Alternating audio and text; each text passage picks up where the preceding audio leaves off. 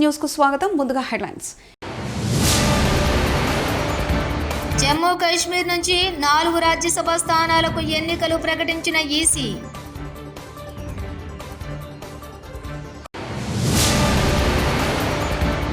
అందరూ అలాగే అనుకోవడంతో కేసీఆర్ సీఎం కాలేకపోయారు. కేటీఆర్.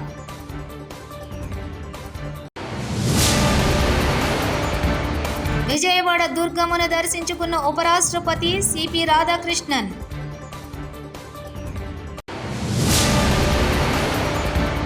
చేనేతలను ప్రోత్సహించేందుకు మంగళగిరి నియోజకవర్గంలో నిర్మాణాత్మకంగా కృషి చేస్తున్నాం.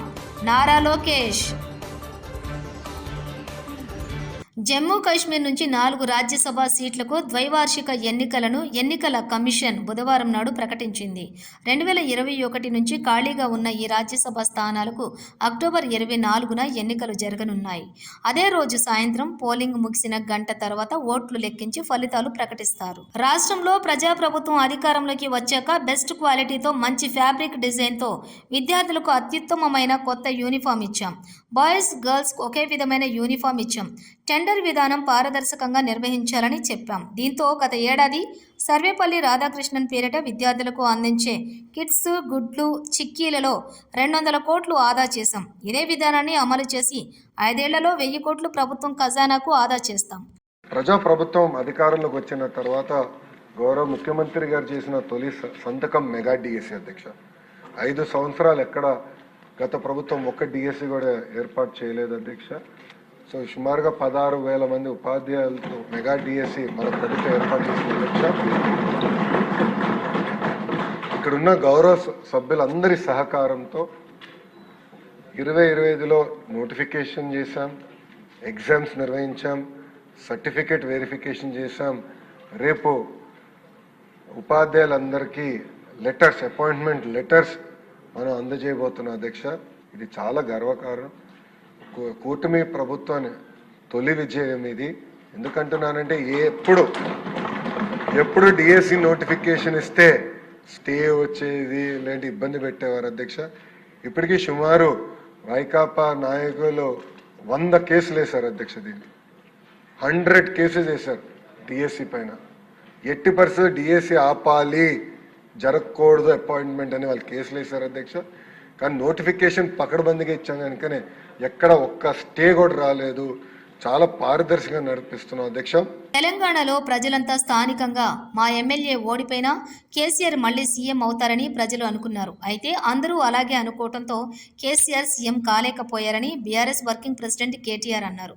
బంగారు పళ్ళెంలో పెట్టి ఇచ్చిన తెలంగాణను ఆగమాగం చేశారని ఆయన చెప్పుకొచ్చారు. ఈయన చేతులు ఏముంటుంది? అట్లాగే ఇప్పుడు నిన్న మీరు చూసిండ్రు పక్కకు కర్ణాటకలో ఆల్మట్టి డ్యామ్ హైట్ పెంచుతుండ్రు 5 ఫీట్లు. ఒక్క డ్యాము ఆల్రెడీ కట్టి ఉన్న డ్యాము 5 ఫీట్లు పెంచినందుకు వాళ్ళు ఎంత ఖర్చు పెడుతున్నారు ఎరికేనా? 70,000 కోట్లు ఒక భూసేకరణకే. 70,000 కోట్లు. అదే కేసీఆర్ గారు 40 లక్షల ఎకరాలకు నీళ్ళు ఇచ్చే ప్రాజెక్టు, దాని మీద 93,000 కోట్లు ఖర్చు పెడితే తిన్నాడు 1,00,000 కోట్లు తిన్నాడు, 1,00,000 కోట్లు తిన్నాడు, వేసుకపోయింది ఇంట్లోకి. మనం ఎప్పుడైనా ఆలోచించినామా కనీసం? అరే 93,000 కోట్లు ఖర్చు అయిన ప్రాజెక్టులో 1,00,000 కోట్లు ఎవడెట్లా తింటాడు? మరి 1,00,000 కోట్లు ఈయననే తింటా బరాజులు ఎవడు కట్టిండు? ఆ పంప్ హౌజ్లు ఎట్లా కట్టిర్రు? ఆ సొరంగ మార్గాలు ఎట్లా కట్టిర్రు? మరి ఆ మొత్తం కాలువలు ఎట్లా కట్టిండ్రు? గన్ని రిజర్వాయర్లు ఎట్లా వచ్చినాయి? గిన్ని నీళ్ళు ఎట్లా వస్తున్నాయి? ఇలా భూమికి బరువు అయ్యేంత పంట ఎడికెళ్ళి వండుతున్నది అని ఎప్పుడైనా కూర్చొని ఆలోచించినవా? ఇక తిన్నాడట అంటే తిన్నాడు, తినే ఉంటాడు. ఇదిగో పూలంటే అదిగొత్తో ఒక అడిగినోడు లేడు, చూసినోడు లేదు. ఎవరు పడతా వాళ్ళు ఏది పడతారు చెప్పుడు, మనం నమ్ముడు. ఆయనతో పోయి బాయిలో దుంకుతున్నామా, బుందలో దుంకుతున్నామా, ఏది చూసేది లేదు, పోయి దుంకుడేనే. నల్గొండ జిల్లాలో పోలీసులు 3rd డిగ్రీ ప్రయోగించిన గిరిజనుడు సాయి సిద్ధును పరామర్శించిన మాజీ మంత్రి ఎమ్మెల్యే జగదీష్ రెడ్డి. బీఆర్ఎస్ నేతలు యూరియా కోసం ధర్నా చేసిన యువ రైతు దానావత్ సాయి సిద్ధును దారుణంగా కొట్టడం బాధాకరమని, అతనికి అండగా ఉంటామని హామీ ఇచ్చిన జగదీష్ రెడ్డి.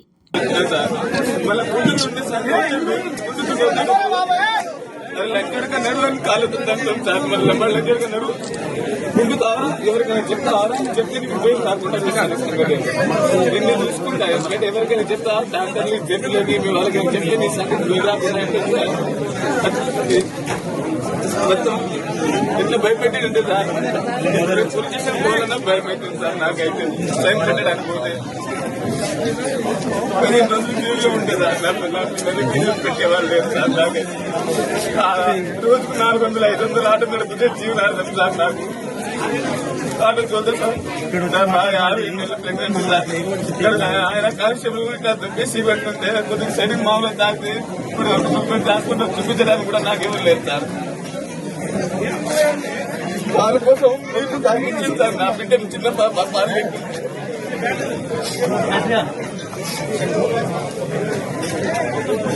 వీడియో చూపిస్తున్నారు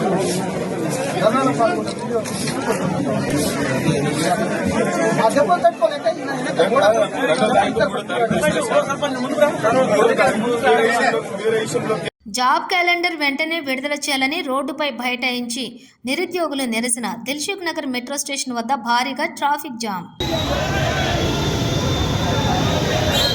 ఏమంది వరదలేదు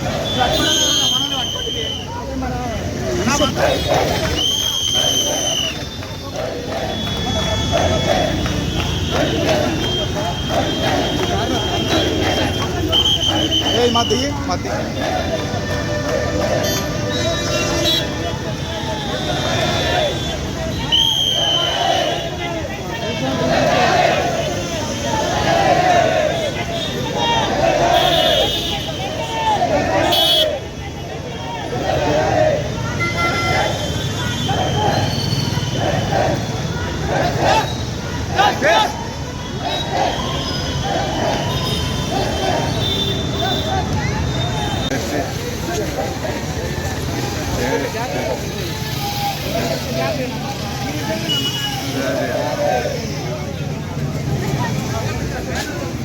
Hey!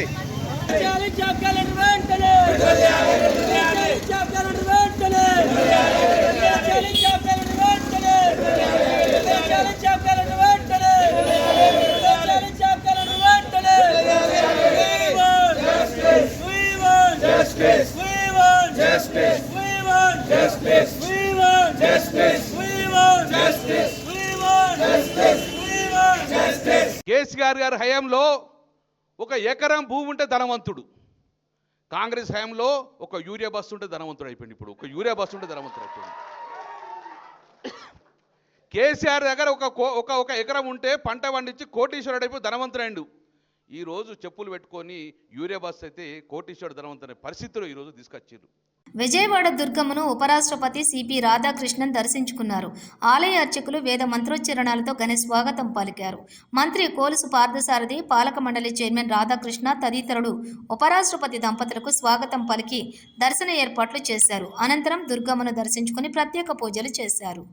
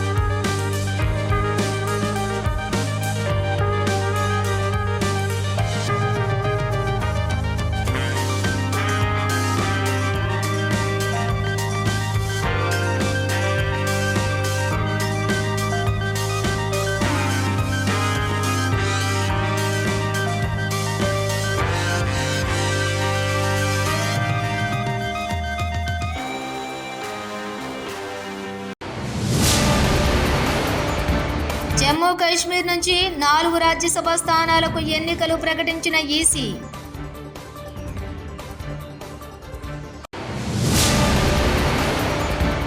అందరూ అలాగే అనుకోవడంతో కేసీఆర్ సీఎం కాలేకపోయారు. కేటీఆర్.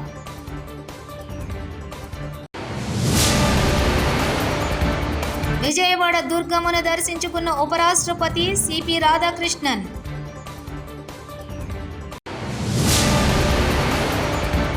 చేనేతలను ప్రోత్సహించేందుకు మంగళగిరి నియోజకవర్గంలో నిర్మాణాత్మకంగా కృషి చేస్తున్నాం. నారా లోకేష్. ఇవి బులెటిన్ విశేషాలు.